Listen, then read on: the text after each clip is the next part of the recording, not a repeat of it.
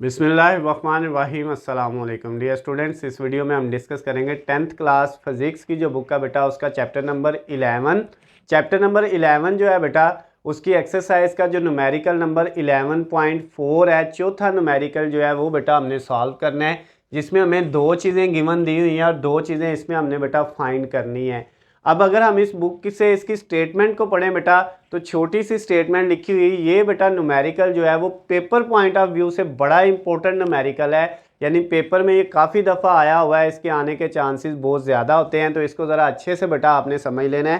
कहता है बेटा इसमें स्टेटमेंट में लिखता है a doctor count 72 heart beats in 1 minute.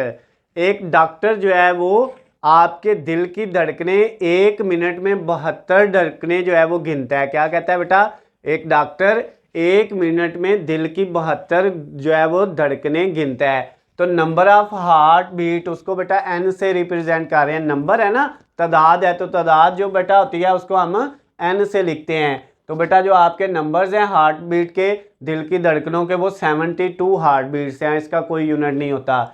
कितने टाइम में बेटा वो काउंट करता है, 1 मिनट।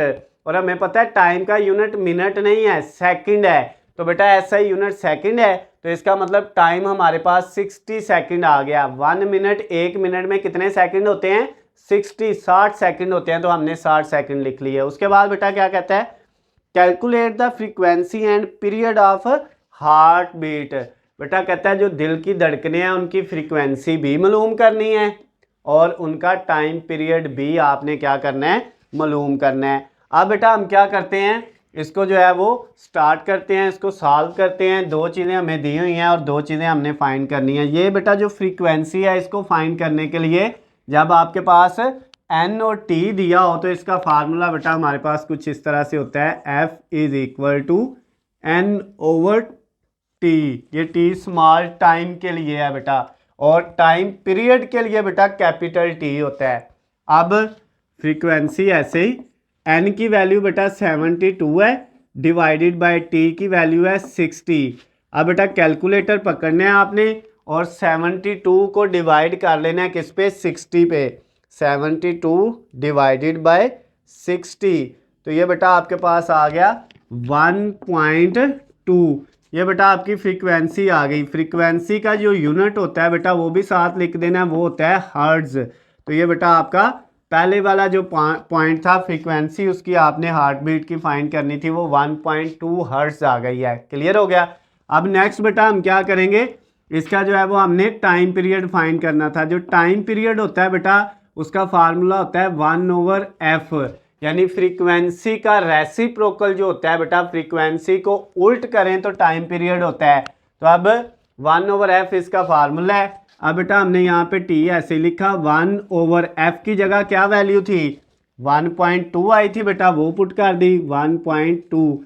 अब बेटा t इज इक्वल टू 1 को डिवाइड करना है। 1 को जब हमने डिवाइड किया बेटा किस पे, 1.2 पे, तो ये बेटा आपके पास आ गया 0.833 आगे सो ऑन वैल्यू है। तो हमने पॉइंट के बाद 3 वैल्यू लिख ली। अब बेटा ये आपका टाइम है 0.833 और इसका बेटा यूनिट क्या होता है टाइम का, वो सेकंड होता है। तो ये आपका बेटा सेकंड वाला जो पार्ट था वो भी क्या हो गया है, कंप्लीट हो गया। वो भी बेटा उसका आंसर भी आ गया है। तो ये जो आपका न्यूमेरिकल नंबर बेटा 11.4 वाला था, चौथा न्यूमेरिकल था आपका बेटा chapter number 11 10th class physics की बुक का, वो बेटा कंप्लीट हो गया है। अगर इसमें बेटा सिंपल सा न्यूमेरिकल है, सादा सा सिंपल सा है, छोटा सा, लेकिन पेपर के हवाले से बड़ा इंपॉर्टेंट है। ये पेपर में काफ़ी दफ़ा आया है, इसके आने के चांसेस बहुत ज़्यादा होते हैं। अगर बेटा इसके किसी भी पॉइंट में आपको कोई भी मसला हो, कोई चीज़ समझ ना आई हो, तो नीचे स्क्रीन पे आपको मेरा नंबर नज़र आ रहा है। आप मुझे इस नंबर पे कॉल करके, मैसेज करके या कमेंट्स में भी आप मुझसे पूछ सकते हैं। उसके अलावा बेटा अगर आपको वीडियो पसंद आती हैं तो इनको आपने ज़्यादा से ज़्यादा लाइक और शेयर करना है ताकि दूसरे दोस्तों तक भी पहुंच सके और उनका भी फ़ायदा हो सके।